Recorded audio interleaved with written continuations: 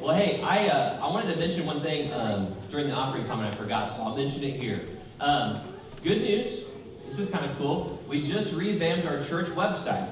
And so I'd love for you to go check it out. You can visit it at www.spencer.church. So it's kind of easy, www.spencer.church. And you can give online. If you're like me and I don't even know where my checkbook is right now. If you were to ask me, where's your checkbook? I have no idea. You don't carry around cash with you. You're welcome to give online, just on your phone. And you can go to spencer.church/give if you want to give online. And if you're forgetful like me, you can even set up a recurring donation. So it just takes it out every single month. That's what we're going to set up because I need that. So that's just an option for you, giving online if you'd like to do that. I just want to do a brief recap. We had a family fun day yesterday, and it was a huge, huge success. So I just want to publicly thank anybody who came out and helped us. If you were a family and you brought your kids, thank you to you as well. It was a great, great day, and I just want to make a special thank you to our outreach team who really carried this whole event on their back. They really put a lot of time and effort into it. And so that's Gary Britton and Sarah and Kat, and it's David, who really did a great, great, great, great job to make this event a success. So thank you to you all for that. And then one last reminder, out in the foyer, on the table out there, you'll find a sign-up sheet for the Thursday before Easter. It's called Maundy Thursday, and it's when we celebrate the Last Supper. And out on the foyer, you'll find a sign-up sheet to do family communion on that Thursday before Easter. And so there's a bunch of time slots available from 9 a.m. to 9 p.m. So sign up wherever works for you and your family. Love to have as many people as possible attend and just celebrate communion together. So that's all I got. Well, this morning, we did lose an hour of sleep last night. Is anybody feeling that hour of sleep? Anybody feeling it? Corbin's feeling it. A few of us, we're feeling it. And I just want to let you know, normally, I'm a little hurt when I see people dozing off when I'm preaching. But this Sunday and this Sunday only, I'm going to allow it. So if you need that extra hour of sleep back, take it right now, okay? Take it right now.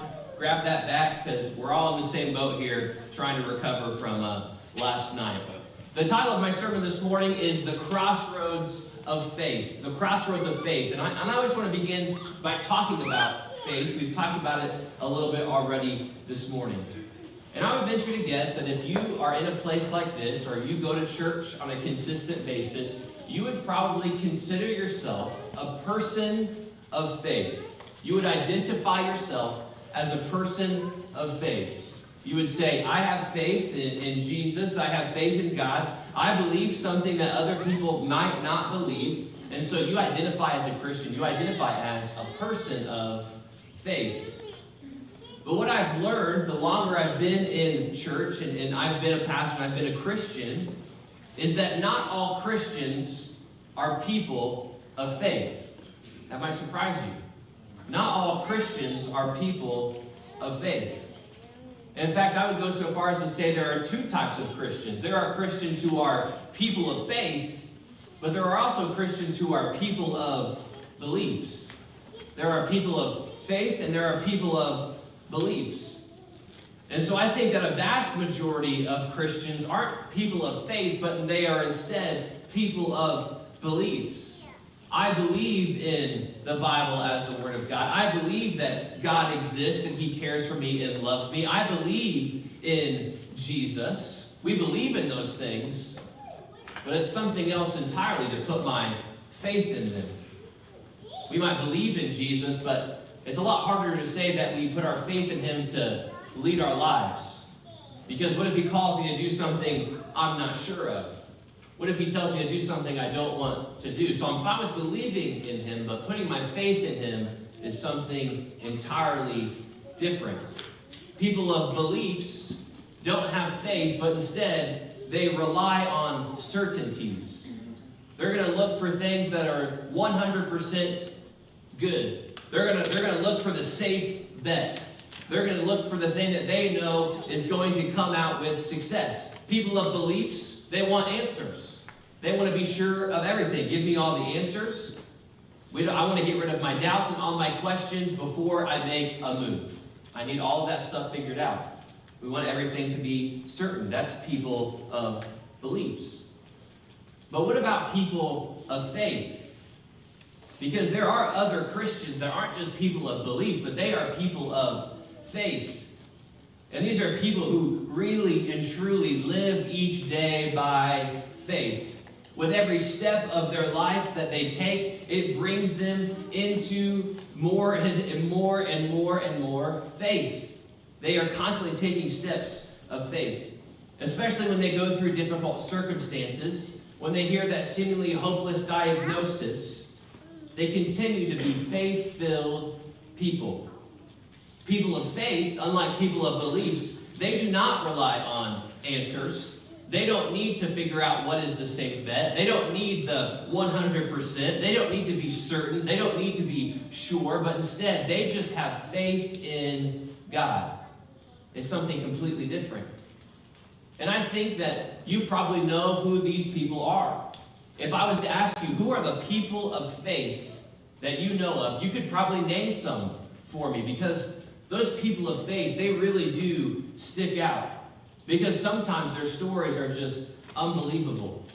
Even in the time that I've been a pastor in this church, it really didn't take me too long before I figured out who the people of faith are in this church.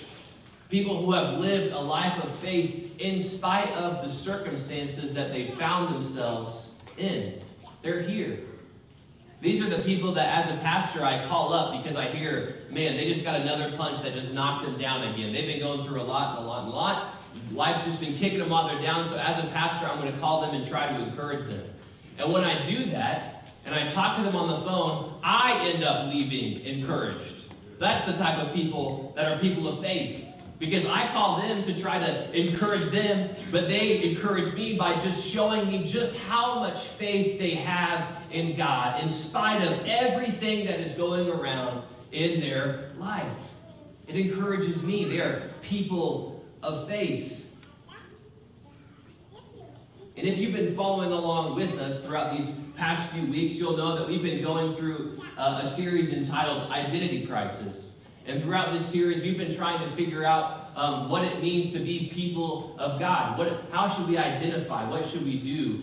What should we look like? How should we act? And so this morning, I want to explore more, what does it look like to identify as a person of faith? What does it mean to truly be a person of faith? What would happen if our identity wasn't so much more than just belief, but it was really and truly grounded in our faith? And so if we're going to explore what it means to be a person of faith this morning, I want to look at probably one of the greatest people of faith that we could read about in the Bible. There are a lot of them, but this guy is a huge person of faith. A guy who his entire life was lived in response to God. He was constantly listening and doing exactly what God called him to do. And many times, he did have questions. He had some concerns.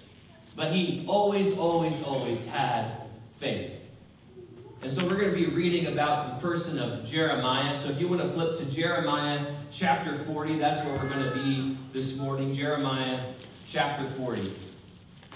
I'll give you a little bit of background on Jeremiah chapter 40.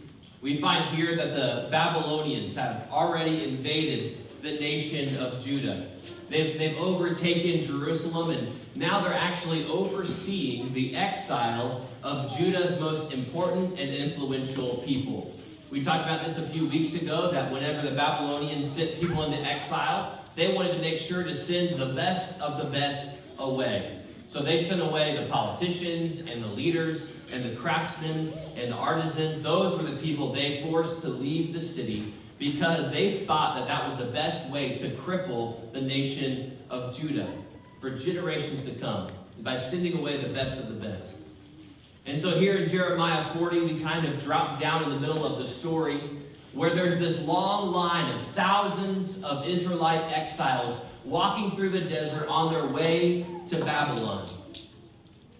And they're all wrapped up in chains. And guess who's amongst them? Jeremiah. And this giant crowd of people, Jeremiah is kind of lost somewhere in there. And this group of exiles is being led by a Babylonian commander named Nebuchadnezzar, whose job it was to oversee the deportation of these Israelites. But here in chapter 40, something crazy happens. Something that's kind of unbelievable. Jeremiah, he's lost in this crowd of over thousands of people being led in chains to Babylon. And then this happens. Read with me, Jeremiah chapter 40, beginning with the verse 1. It says this. The word came to Jeremiah from the Lord after Nebuzaradan, commander of the imperial guard, had released him at Ramah. He found Jeremiah bound in chains among all the captives from Jerusalem and Judah who were being carried into exile to Babylon. When the commander of the guard found Jeremiah, he said to him, "The Lord your God decreed this disaster for this place, and now the Lord has brought it about. He did just as he said he would do." Does this strike anybody as a little crazy? Here's this Babylonian commander who walks up to Jeremiah, and he's like, "Hey, everything that your God said was going to happen, happened." Isn't that kind of crazy? Here's this Babylonian commander, and he's saying, "Hey, I know that your people did not listen to you at all, but I get it. Like, I see it. I understand what's going on here. This is all happening because of your God. He's doing what he said he would do." It's crazy that the people of Judah were still completely lost. They did not understand. But here's this Babylonian commander who gets it. Keep reading with me. "All this happened because you people sinned against the Lord and did not obey him." And this is where it gets even more crazy. Verse 4. "But today I am freeing you from the chains on your wrists." What? So here's this giant crowd, thousands of people, and somehow this Babylonian commander singles Jeremiah out of the crowd, walks up to him, and everybody else has chains on their wrists. He takes Jeremiah's chains off and says, "You are free." That's crazy. Picked him out of the crowd. Keep reading. Then he says this, "Come with me to Babylon. Come with me to Babylon if you like, and I will look after you. But if you do not want to, then don't come. Look, the whole country lies before you. Go wherever you please." However, before Jeremiah turned to go, Nebuzaradan added, "Go back to Gedaliah, son of Ahikam, the son of Shaphan, whom the king of Babylon has appointed over the towns of Judah, and live with him among the people, or go anywhere else you please." Then the commander gave him provisions and a present and let him go. So here the Babylonian commander, not only does he tell Jeremiah, "Hey, I get it, you were right." Not only does he free him from his chains amongst all the thousands of other prisoners around him, but then he goes so far as to say, "Hey, I'll give you a choice. Choice number one, you come back to Babylon with me, and I take care of anything you could possibly need. I'll take care of you, I'll provide for you, I'll make sure that you have anything you could possibly need." That's option A. Or option B, you can go back to the people of Judah, who are broken, who are crippled, who are without their greatest leaders, who don't know what they're going to eat tomorrow. You can go back to them. That's your choice. Let's look at what Jeremiah does. Verse 6. "So Jeremiah went to Gedaliah, son of Ahikam, at Mizpah, and stayed with him among the people who were left behind in the land." What does Jeremiah choose? Rather than going back to Babylon, he chooses to return to what's left of his people. In Babylon, Jeremiah, he would have known that everything would have been taken care of. He had this high-ranking official who was going to promised to look after him. All of his needs would have been met. He will have everything he could need. But instead, Jeremiah chose to go to Judah. He chose to remain behind with the refuse. He wanted to be with the people who were on the margins, in this society who was broken, in the upended city. That's where Jeremiah chooses to go. He chooses the broken people, the broken city, the unknown, the nothingness of Judah. Now, I understand having faith if you're in the middle of the unknown, Like, if you don't know what's going to happen and you don't have all the answers, I understand that we need to have faith in the midst of that. But I don't think that any of us would willingly choose that. I don't think any of us would willingly choose to hop feet first into the unknown. But that's exactly what Jeremiah did. He had the choice between safety and security, and a place of questions and brokenness, and he chose this one. He chose the unknown. So what's going on here? When Jeremiah had to make that choice, what he was really choosing to do was Jeremiah was choosing to be a person of faith. Jeremiah was choosing to venture into this land of the unknown without having all the answers that he would need. When given the choice between certitude and certainty and faith, Jeremiah chose faith. And the fact of the matter is this morning is that each and every one of us have the very same choice before us. We can live our entire lives, our whole identity, grounded, not in being people of faith, but instead being people of the safe bet. We can live our entire lives being people of only what's definite, only what adds up, only what makes sense.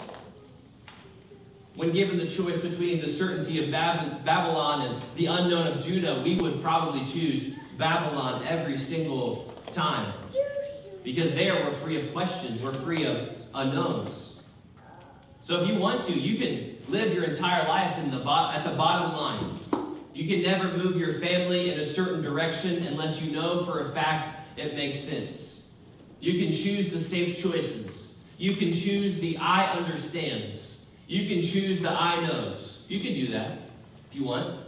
And honestly, I'm not going to lie, living a life like that is probably easier. It's easier for me to hedge my bets and play it safe. Because let me tell you, there's nothing more difficult than living by faith.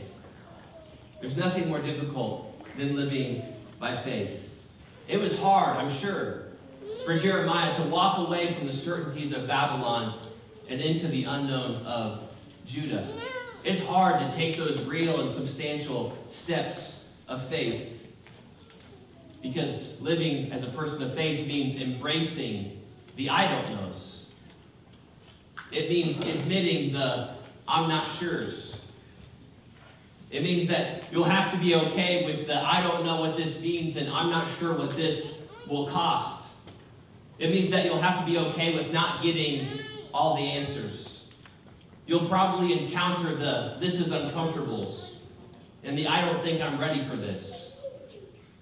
That's real faith. And it's not really easy. Certainty is easy. Being sure is easy. Faith can be hard. So before we even go on, and before we get into a conversation about faith, I don't want to lie to you. Faith is difficult business. It's not going to be easy. But that's the faith that we're called to. Amen? That's the faith that we're called to. Jesus, if you read about him, he talked a lot about faith.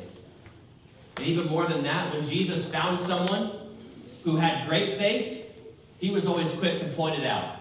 He's saying, man, I've never seen such faith as this. You want to know why Jesus always pointed it out when he found it? Because it's rare. It's not easy. It's difficult. And so I would go so far as to say this. If you truly want to be a person of faith, it means that you can never be certain of your circumstances. If you truly want to be a person of faith, it means that you can never be certain of your circumstances. You'll have to admit that you don't have all the answers. You'll have to admit that not everything is set in stone. Everything is up for grabs. It means that we have to enter every single day with open hearts and open minds for wherever and however God chooses to work today. If we want to be people of faith, it means we can't grasp certainty. We don't seek to know every single little thing, but instead, we cling to faith. Because being people of faith means that we don't wait for the certainties to come. We don't rely on answers, but instead, people of faith learn to be content with mystery. People of faith, we learn to be content with mystery. We can find contentment with mystery because we don't need the answers. We don't need to see what's beyond the horizon. We don't need a peek behind the veil, but instead all we need to do is trust in the protection and the provision of God. That's all we need. And so I want to stop here and say this. Being a person of faith isn't just reserved for those big decisions of your life. So often we get this wrong. We think that we just need to have faith when we're making these life-changing decisions. Like, where am I going to go to college? Well, I'm going to pray about it and have faith that God's going to reveal it to me. Or what job I'm going to take, or if our family should move. And we kind of reserve that faith for these big life-changing decisions we know we have to make. But I want to tell you this morning that being a person of faith doesn't mean we just have it when the big decisions come and we need to make a difficult, life-changing decision, but it is a daily choice. Being a person of faith is a daily choice. It's a daily adventure into the mysteries of God.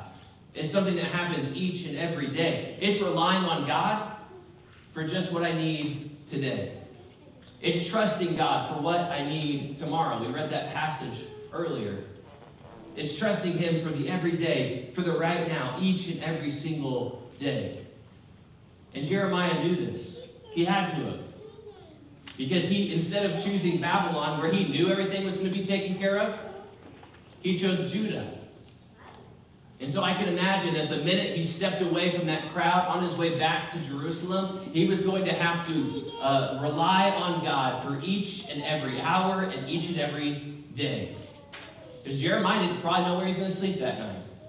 He didn't know where he was going to get his next meal. And so he was going to have to rely and be a person of faith, not in just this one big decision, but each and every hour, each and every day, trusting in God. Jeremiah, he would have had to wake up every single day, not suffering in his I don't knows and not stressing about his I'm not ables, but instead, he had to wholly trust and rely on God to come through today. That's what being a person of faith is all about. Being a person of faith is not just chasing certainties, but it's daily being certain of the power of your God. And that's enough for you. Being a person of faith means we don't need certainties. All we're certain of is the power of God. And that's enough for us. I may not know what tomorrow is going to bring, but I know I serve a powerful God. I don't know what this diagnosis means for my family, but I know I serve a powerful God. I'm not quite certain about the future of my family, what it's going to look like 10 years from now. But you know what I am certain of? The power of God. And that's enough. Faithful living, being a person of faith, is simply admitting that you're not certain about much. I'm not certain about anything, really. I am certain about one thing. I serve a powerful God. Amen. And that's what I'm certain of. And that's enough. Being certain of the power of God is enough for today. Being certain of the power of God is enough for tomorrow. Being certain of the power of God is enough for that thing that's been keeping you up at night. It's enough for that thing that you've been worrying about. It's enough for your job. It's enough for your kids. Trusting, having faith in, being certain of the power of God is enough. We don't need to be certain about anything else. And so if we want to identify as people of faith and not just people of beliefs, we've got to be a people who admit we're not certain about much, but we're certain that we serve a powerful God. And that's enough. If we want to be people of faith, we can't use up our whole entire lives searching for answers. So many people, we chase answers. I want to tell you, answers are not necessary for our everyday life. But us, people of faith, we're not going to chase answers, but instead, we're going to chase God. Because let me tell you, no matter how much you stress and how much you worry and how many numbers that you crunch, no matter how much you discuss it or worry about it, you may never get the answers you are looking for. You may never get them. You want to know why? Because the answers for our life are rarely available. But our God always is. Those answers that you're looking for, rarely available. But your God is always, always, always available to you. So I want to tell you this morning, if you're putting your faith in answers, it's in the wrong place. If you're putting your faith in certainties and in the 100% sures, the I knows, it's in the wrong place. Because I don't know all the answers. And I'm not certain about much. If you want to be a person of faith, and not just a person of belief, it means that we put our faith in the all-powerful God who is available to us and who is on our side each and every single day. Jeremiah, he wasn't certain what he was going to do in Jerusalem. He didn't have it all planned out. He didn't know where he was going to go or what he was going to do. But he was certain of the power of his God. And that was enough for Jeremiah. I want to tell two stories, then I'll close this out so we can go home and take a nap. The first story, I'm still in my mind, or even right now, doubting if I should tell her or not, but I will. And this is a pastoral confession. Can I confess today? Is that okay? If I can confess, can I get an amen? Amen. All right, here we go. Woo, this is fun. So, here's what happened. This past week, we've obviously been ramping up planning for our family fun day, right? We've been working really hard on it, looking forward to it. And then we got news that the weather might not be so good. We got news that we might even get a couple inches of snow, that it's going to be super cold. And so then the question became, do we postpone? And then I was like, man, the senior pastor's got a tough decision to make. And then I remembered I was the senior pastor. I had to make that decision. And then, so I just tried to get as much information as possible, looking at the weather, following, the updates, and reached out to the board and kind of tried to get more thoughts and just trying to get opinions and just to make the best decision possible. And at the end of the day, I was honestly leaning towards postponing. I'm going to be honest. That's kind of where I was. And it just looked like all of the evidence was pointing that way. And guess what? I wasn't certain. I think I talked to Ramona and I was like, I have no idea what to do. I don't know. I wasn't certain. I didn't have the I knows. I had the I don't knows. I was leaning towards canceling it. And I was like, okay, I'm going to make my decision by 1 o'clock. We'll see what happens. So I did something. I prayed. It's a pretty good thing to do, right? I prayed, I said, God, you just need to tell me what to do because I just have no idea. And I sat down in my desk, and after praying, I was like, well, I better continue to work on my sermon. And then I remembered what I was preaching about. And then God was like, how can you preach this and have any doubt in your mind what you should do? Because you know what I was doing? If I'm going to confess this morning, I was relying a whole lot on answers. I was trying to put my faith in facts. I was putting my faith in the forecast. And we know how much trouble that gets us into, right? I was putting my faith in the wrong place. But then God said, if you're really going to be a person of faith, it means you have to admit that you're not certain. God, I can admit that right now. But I'm certain in the power of our God. And you know what? Woke up Saturday morning, no snow. And we had a great day. 80 people showed up. 70 people showed up. Isn't that great? And I'm not telling that story to say, your pastor made the right choice. Be proud of me. That's not why I'm telling the story.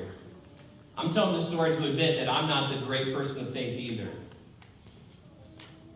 But I've been challenged this week to admit it. And I've been challenged this week to admit that I'm not certain about much. But what I saw on Saturday was the power of our God. Amen? And I can be certain about that. And that's enough. One more story and then we'll get out of here. This happened when I was at Trevecca. This is a university in Nashville, if you're not familiar. And I had just gotten back from a 3-month trip overseas as a missionary in Eastern Europe, and while I was over there, my roommate called me. We had an apartment off campus that we were renting out together, and he called me and said, "Hey, I have this really good opportunity for a new apartment if you're in." I was like, "Okay, well, tell me about it." And he's like, "Well, first of all, our rent will be cut in half." I'm like, "Sign us up." And so he did. And he went ahead with the apartment and all this stuff, and I'm over, on the other side of the world, and I just trusted him to figure it out, and that we would just move in when I got back.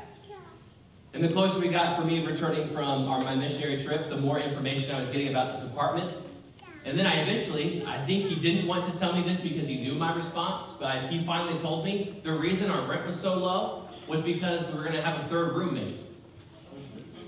And it wasn't going to be a guy.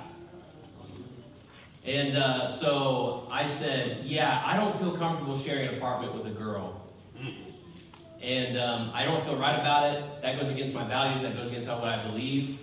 And so, listen, man, I'm not going to do it. Like, we got to back out. U-turn, reverse it. We're going back. I can't do this. I'm not going to do it." And he was not happy about that. And so eventually what happened was he ended up leaving my apartment, and I kept the apartment that we were in, and I couldn't afford the rent, and I was still looking for a roommate, and it was a big old mess. And it all came down to, I came home one day, and he had taken all of his stuff out and moved it to this new apartment, and he left me with what was left. But it got even worse than that. He took all of the food, and then he took the shower curtain. Who takes the shower? Are you serious? Woke up for a shower the next day, no shower. Man, I wasn't rich at this time. I had a job at Toys R Us, may it rest in peace. I didn't make a whole lot of money. And honestly, I was poor. I could only barely afford the rent I was paying. And so when I came home that night, I got really, really, really discouraged.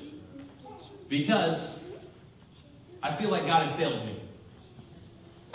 God, I put my faith in you. I feel like I've been doing all the right things. I feel like I've been taking all the right steps. And I thought we had a good thing going here. And then my whole life just blew up in my face. I lost my best friend.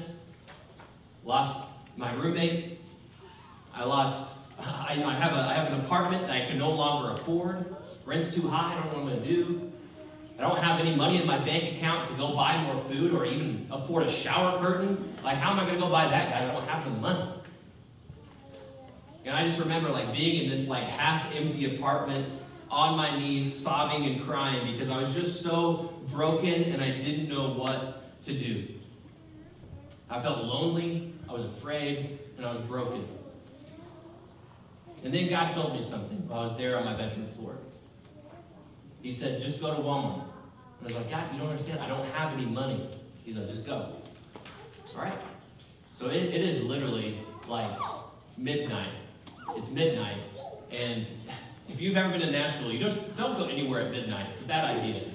But I got in my car at midnight, drove to our local Walmart, still didn't know what I was going to do. And I parked the car, and I was still, all the way there, shouting angrily at God, crying, so mad, so upset. Finally pulled into Walmart, so broken, my head was low, so down on myself. Don't know how I'm going to afford even what I'm here to buy. And I open up my door, and I step out, and there, on the ground, in this empty parking lot, is a $20 bill. Do you think that's a coincidence? Anybody think that's a coincidence? So I picked it up, I kind of looked around, just to make sure nobody was going to claim it, all right? I'm not stealing. I only give one confession, and that's not one of them. So I got the $20 bill, and I saw it as an answer to prayer. God said, "Just go to Walmart." And I did, and there is this $20 bill in the parking lot. And you know what I bought with that $20 bill? A shower curtain. It seems like something small. But you know what? That $20 bill was just enough for what I needed that night. And I can tell you the whole story maybe some other time, but after that day, my grandma ended up helping me out with the rent, so I was able to stay there by myself throughout the end of the year. So she stepped in and helped me there. And me and that roommate, we're still friends. We reconciled. I forgave him. And we're still friends. So it has a happy ending. But let me tell you, that season was not fun. And driving to Walmart with no money in the account was hard. Being a person of faith isn't easy. I wasn't certain of much that night. I had a lot of questions for God, a lot of angry questions. Wasn't certain of much. But with God's help, I was certain that He is powerful. And that He answers prayer. And that He's deserving of our faith. Amen? Amen. Amen. I don't tell you that story to, again, prop myself up as some master of the faith, because I wasn't that night. I tell that story just to remind you that God always comes through. We leave it to God to come through. Our job is to have faith in Him. So this morning, as Beth comes and plays, I just want to offer you opportunity to come and respond at the altars this morning, if you would like, or if you want to pray your plea, that's fine too. But I just feel led to open up the altars and allow a time for response. And maybe, Doug, if we can sing that last song, maybe. That was a good song. Yeah, that last song before offering. Maybe you're here this morning and you're not certain in many areas of your life. Maybe you look at your family and you don't know where you're going to be 5, 10 years from now. Maybe you look at your kids and you're not certain the life that they're going to lead after they move out, and you're worried about it, and you're afraid, and you're scared for your kids. Maybe your job's not going so well, and you're not really certain about that. Maybe there's health issues that you're worried about. You're not certain what may happen in just a month or in a week. Maybe even what will happen tonight. Maybe you have uncertainties in your life. I want to tell you this morning, in the church, there's 2 types of people. And this morning, you can leave as one of 2 types of people. You can be a person of belief, who believes in God, believe in Jesus, believe all that stuff. Or you be a person of faith. And what that means is that whatever is weighing you down, whatever that thing is that you're uncertain of, whatever the unknowns are that you're venturing into, it means that you're okay to admit that you're not certain. It means that you're okay to admit that you don't know. It means that you are content with the mystery. It means that you're not seeking any more answers. I don't need to be 100% sure. The only thing I'm 100% sure about is I serve a powerful God. And so, Doug's going to sing one last song, and then we'll dismiss. But I just feel led to open up the altars this morning. If that sounds like you, and you just want to come this morning and just admit your uncertainties to God, He would love that. If you just want to come and humble yourself and admit that you don't have all the answers, would you do that this morning? But then I would encourage you, don't leave this morning without admitting and confessing and believing in and being certain of the power of God in your circumstance. If you can have faith in nothing else, have faith that you serve a powerful God. So as Doug sings, if you'd like to respond, would you come forward? Stand with us.